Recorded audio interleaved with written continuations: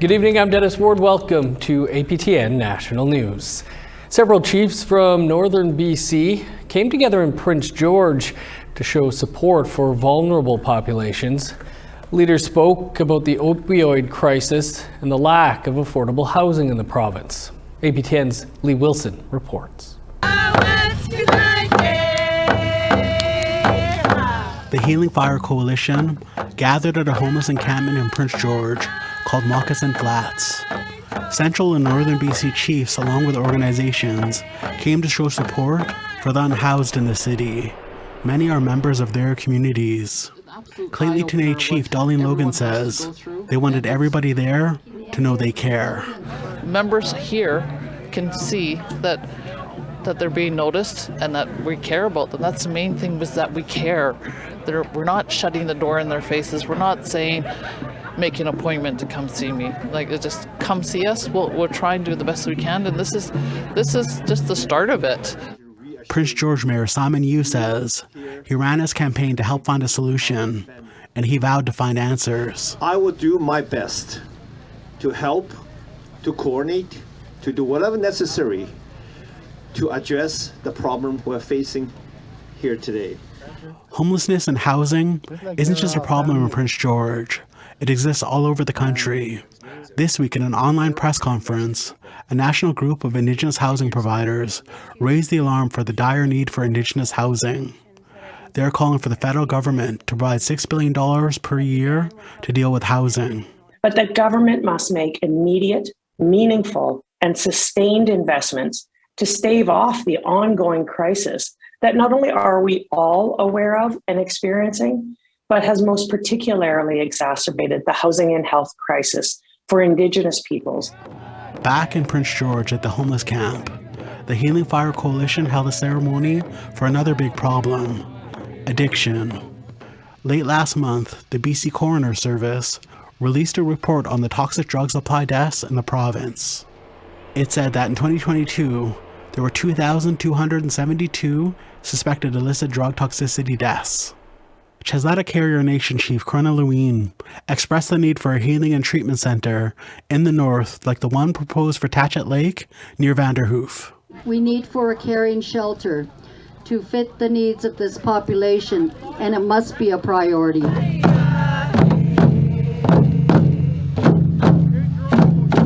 The coalition holds fire ceremonies every week in Sycus territory.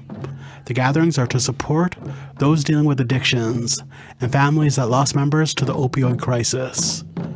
Chief Priscilla Mueller believes community leaders and organizations can come together to find long-term solutions. Can't just depend on the province and the government to do things for us. I think our communities, if we could come together, we could find a solution on how could we help, with homelessness. Lee Wilson, APTN National News, Prince George. The lack of housing is a pressing issue in Whitehorse too, but a former hotel will soon be opening its doors to vulnerable people in need in that city. 20 rooms at the former Coast High Country Inn are being converted into temporary housing units. Last year, the nonprofit Safe at Home Society received federal and territorial funding to buy and renovate the building. Safe at Home plans to eventually operate the building as permanent housing with 67 units. Executive Director Kate Meechan says the hope is for 75% of leaseholders to be Indigenous. Any relief that we can provide in a housing market such as this, where there's no access to deeply affordable housing for people, the benefit of this particular project, although temporary, is that there will be supports on site. Still in the Yukon, RCMP are asking witnesses to come forward in the homicide of an Indigenous man that took place in Whitehorse last week. 35-year-old Aaron Smarch of Carcross has been identified as the victim. Smarch was found lying on the ground during the early hours of February 2nd in the vicinity of 4th Avenue and Ogilvie Street. He was transported to hospital and later pronounced deceased. A makeshift memorial on 4th Avenue has been erected in his honor. RCMP are asking anyone who may have had contact with or saw Aaron's march after 1 a.m. on February 2nd to come forward. A criminal justice centre has opened in Kenora, Ontario. It's designed to help Indigenous people end cycles of incarceration by connecting offenders to cultural resources and still holding them accountable. Healthcare, education, housing, and social services will all be a part of the centre, which will be owned by the Kenora Chiefs. Anishinaabe Nation Grand Chief Derek Fox says his own loss of language and culture made him angry as a teenager. He got himself into trouble, but he had hockey and books to fall back on. He says today, young people need help. Nan has 49 First Nations, 50,000 people. 90% of our population is under the age of 18. There's drug abuse, alcohol abuse. There's all kinds of issues affecting our First Nations. There's no infrastructure. There's no minor hockey. There's no movie theater. There's social problems. They come out of our communities, they go to school. Healthcare meetings between the Prime Minister, premiers, and territorial leaders wrapped up in Ottawa earlier today. Ottawa announced it will increase health funding to the provinces and territories by $196 billion over 10 years. This includes $2 billion targeted towards Indigenous health priorities. But First Nations leaders have expressed frustration at not being invited to the bilateral talks. At a press conference Tuesday morning, Grand Chief Alison Linklater, who speaks for the Mushkegowuk Council in Northern Ontario. You know, not being at these meetings and not having our voice heard in regards to healthcare is very disappointing. They don't know what we live. They don't know what we go through to access healthcare. Even in our remote communities, you know, how can they say they can advocate for us and say what's best for us? Is totally way off base. The country's premiers held a press conference late this afternoon. APTN News asked them if the $2 billion commitment to Indigenous health was enough. Here's what some of them had to say. It's never enough. We are asking for something from the federal government, and so we'll see. Again, we just received this. You know, again, they've had our proposal for 2.5 years, and we've had it for 2.5 hours. So we're going to have, you know, really see what the details mean. So my concern, and I brought it to the Prime Minister and the ministers, is that it can't only be on reserves. In the Northwest Territories and much of the North, we don't have the reserves that you do in the South. So it has to make sure that the Indigenous stream addresses all Indigenous people within Canada. I think that especially when we're looking at culturally appropriate programming for mental health and addiction, for long-term care support, as well as for health facilities on reserve, those are all a priority in Alberta. And so I'll do more consultation with the chiefs when we return. But I think that this recognition that there needed to be a special line item was a very important measure. A crisis continues at the Assembly of First Nations. That's according to professor and columnist Negan Sinclair. We'll discuss the recent resignation of the AFN CEO after the break.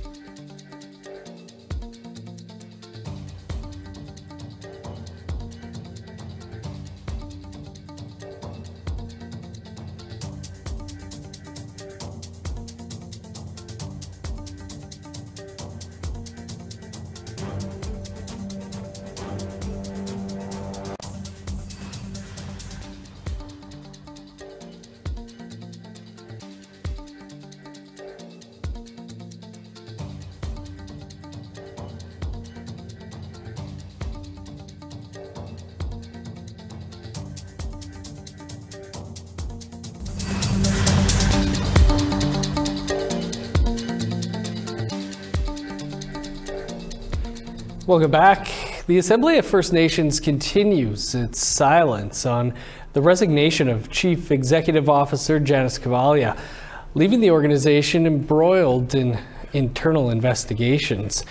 For more, we're joined by Professor Niigaan Sinclair, a columnist with the Winnipeg Free Press. Niigaan, thanks for being with us. What do you make of the Chief Executive Officer of the Assembly of First Nations resigning? Well, it's clear that there's anyone who thinks the crisis is ended, it continues to perpetuate itself. We've now got 5 human rights complaints when it comes to the National Chief. And there's a real divide between the political wing, which is the AFN National Chief's Office and the regional chiefs, and then the Secretariat, which is the more business side, the everyday side of the AFN. And that's really led to a major constitutional crisis within the organization. Some grassroots people, and I saw this on my Twitter feed as well, that they seem surprised that the AFN even had a CEO. Can you talk about the role and whether it's significant to lose the CEO? To get into this is a bit of a history lesson, so I'll be as brief as I can. When the AFN was set up under the National Indian Brotherhood back in the days of the White Paper in 1969, it was mostly a political organization. It was intended for lobbying First Nations to come together to rally to challenge the White Paper, which at that time was the erasure of treaties and the radical redevelopment of our relationship with the federal government. In fact, the erasure of our relationship in many different ways. So that political work really resulted in a lot of momentum against the federal government. What Pierre Trudeau, Justin Trudeau's father, did back in those days is offer to turn the AFN, National Indian Brotherhood at that time, into a program delivery organization. Basically say, well, you tell us what we should do then. And that's happened for now 5 decades. The AFN has been a program delivery operation, meaning millions of dollars is funneled through the AFN. And what that means is that you need a body to administer that. That's where the Secretariat comes in, or what's been called the National Indian Brotherhood, Inc. And they operate the program delivery models, the consultation groups, the studies, even, and cards on the table. I've written a curriculum for the AFN that was under the Secretariat. Now, the political wing, of course, is what we see more publicly. That's the chiefs that are voted in. Now, the problem is that under the constitution of the AFN, these are supposed to work in concert, but the problem is that the national chief has said that the Secretariat needs a major revamping, a reorganization, and in an interview with me recently said that the Secretariat needs to be turned into more of a combination with the political wing so that the organization can be sovereign and different, autonomous to the federal government. Because right now, when you're dependent on program dollars to run your organization, you tend to be more favorable to the federal government than less favorable. Super important and quick history lesson there. Appreciate that. Those like yourself and I who do pay quite a bit of attention to the AFN have been talking about these types of things, but the AFN itself is not. Is there a bit of a communications problem here? Well, it's a legal problem, really. In my interview with Roseanne Archibald recently, National Chief Archibald said that she can't talk about any of these issues because they're before the courts. But the problem is that if you don't talk, then everybody else will talk. Mm-hmm. And so what you're seeing is a lot of rumors and innuendo on what the issues are. Here's the fact. The fact is that you have a national chief who is having a human resources crisis with the upper management of the more administrative wing of the organization. At the same time, you have forces within the political wing, the regional chiefs in particular, and the regional chiefs really don't represent a whole lot of people. Oftentimes they're voted in by a dozen, 20 or so chiefs within their provincial organizations, and they're working with some of those individuals who have been cast off from the Secretariat employees who have been creating momentum against the national chief. Say what you will about the national chief. She was voted in democratically. You either believe in democracy or not. And as we saw with the United States, even voting in Donald Trump, you didn't see people who were saying, oh, well, we throw out the results of the election. What people said was, we just got to deal with the person in charge, and whether she wants to analyze the financial irregularities of the organization, do a human resource assessment, Even if she wants to take a look at the Secretariat and completely change how the AFN does its business, I mean, she is the national chief. And so having these forces within the political and the administrative wing of the organization really leads to a crisis, but it's a rather self-imposed crisis. And that really is what people are talking about today. An organization in chaos is what the headlines most often read. Super quick, Niigaan, while we have you here, premiers are meeting with the federal government, talking about healthcare spending, among other things. First Nations have been left out. What's being left out here? Well, there's many days where, as an Indigenous person, your head kind of explodes the way that Canada operates without First Nations leaving us out of the room. But these premier meetings, these First Minister meetings, are really a disgraceful moment when you don't have First Nations. I mean, healthcare alone. Who handled the pandemic better than almost anyone? It was First Nations across country who were willing to give up even their basic human rights to agree to curfews, to agree to really radical decisions made in communities, to protect other communities by holding volunteer checkpoints on highways. The fact is that First Nations know perhaps more than health than anyone in this country, and yet they're cut out of these negotiations. There's also some very disturbing discussions happening around the issue of resources and the fact that the federal government wants to deal with the United States in their race to try to come out of the pandemic and deal with inflation. Canada's solution to that is to deal with and to try to extract more resources, encourage businesses on First Nations, and there's First Ministers discussions happening at those healthcare meetings talking about resource and, of course, using terms like red tape when they're discussing Indigenous rights. Our rights are never red tape. Our rights are constitutional. Always great to speak with you, Niigaan. Thanks for taking some time. Yeah, Miigwech, thanks so much. A celebration of life was held over the weekend for Gina Ojig. We'll take you to the event after the break.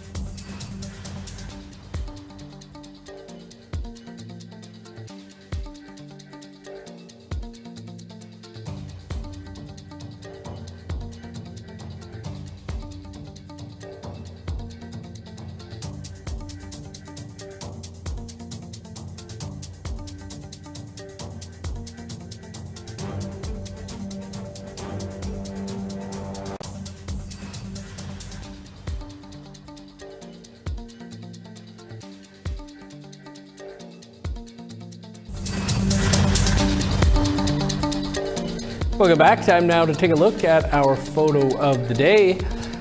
And Fawn Jack sent us this up-close look at some early morning frost along the ground. Keep your pics coming. You can send them to share@aptn.ca. Now let's take a look at Wednesday's weather forecast. Starting on the East Coast, +3 with snow in Halifax, 0 with snow for Charlottetown. minus 21 in Kuujjuaq, snow and 8 below for Nain. Plus 1 and cloudy in Montreal, 11 below for Chibougamau. Plus 3 in Sault Ste. Marie, 1 below in North Bay.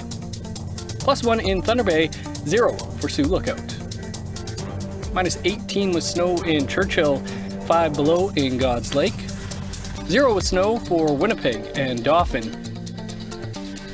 Minus 1 and snow in Regina, flurries and 2 below in North Battleford. Minus 5 in Meadow Lake, sunny and 4 below in La Ronge. In northern Alberta, sunny and minus 15 for Fort Chip, 2 below under the sun in Fort McMurray. Plus 2 with snow in Edmonton, plus 3 with snow for Lethbridge. 6 in Vancouver, 8 is the high for Victoria. Plus 2 and snow in Prince George, 0 with snow in Smithers. Minus 27 in Old Crow, 8 below and snow in Whitehorse. Minus 18 in Yellowknife, 26 below for Norman Wells. Minus 29 with snow in Sax Harbor, 26 below in Paulatuck. 33 below in Chesterfield, minus 38 with snow in Cambridge Bay, minus 35 in Resolute and Igloolik.